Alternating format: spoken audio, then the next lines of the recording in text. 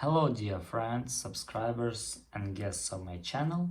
In this video I want to show and tell you how to clear the cache on your Facebook account.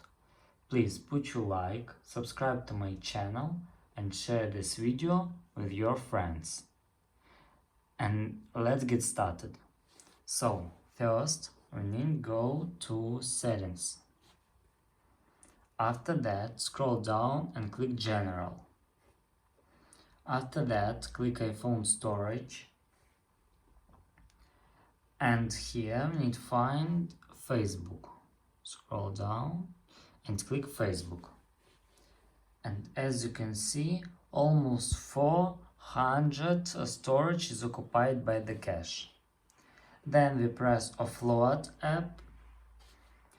And after that your data will remain, but the storage won't be that full. Let's go to second method. Go back and just delete Facebook and download it again. And that's all. If you enjoyed this video and found it helpful, please put your like, subscribe to my channel and share this video with your friends. Bye bye everyone. See you later.